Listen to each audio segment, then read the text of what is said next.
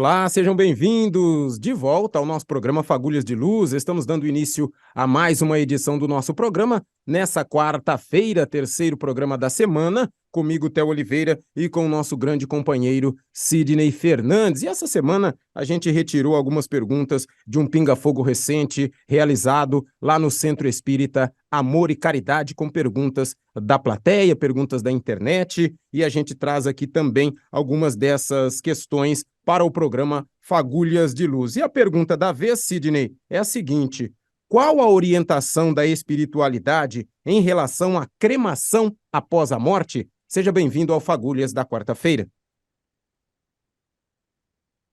Emmanuel sugere que aguardemos 72 horas antes de fazer a cremação. Richard Simonetti, quando foi escrever o livro Quem Tem Medo da Morte, foi ao crematório de Vila Alpina, em São Paulo.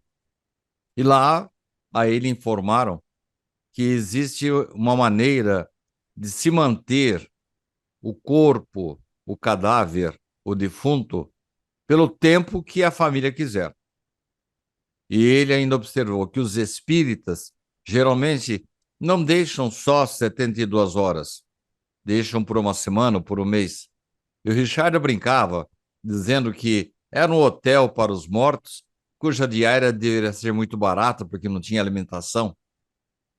Mas, tirando as brincadeiras do Richard de lado, podemos sim, quando formos cremar, e nós tivermos a convicção de que o tempo que estamos oferecendo de espera possa comprometer o desligamento do espírito, deixar um pouco de tempo mais. Agora, por que 72 horas?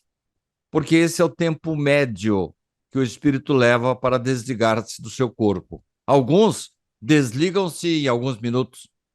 O professor Herculano Pires desencarnou no hospital em São Paulo.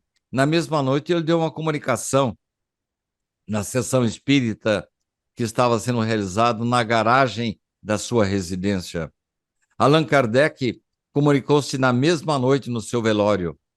Mas há casos, por exemplo, como o de Francisco, relatado por André Luiz no livro Nosso Lar, em que ficou agarrado ao seu corpo, que foi se deteriorando diante dele mesmo, a ponto de ele pensar que estava abraçado com um monstro. E ele, lá na espiritualidade, ele foi conduzido para as zonas de retificação. Em dado momento, começa a gritar para Narcisa, Narcisa, tem um monstro que está me perseguindo. E não era monstro nenhum. André até estranhou, porque talvez a evidência dele não estivesse boa para ver um monstro. Não, não há monstro nenhum. É que ele ficou traumatizado com o seu próprio corpo. Por que isso? Pelo apego à matéria, apego ao corpo, apego às coisas materiais da vida. Então ele ficou muito tempo lá, preso ainda com as imagens do seu organismo. Como evitar isso? Treinando mais uma vez. Treinando para a morte. Mas que coisa mais fúnebre. Eu vou treinar para a morte? Sim, todo dia eu preciso fazer um balanço da minha vida. Procurar saber se eu estou agindo bem ou mal.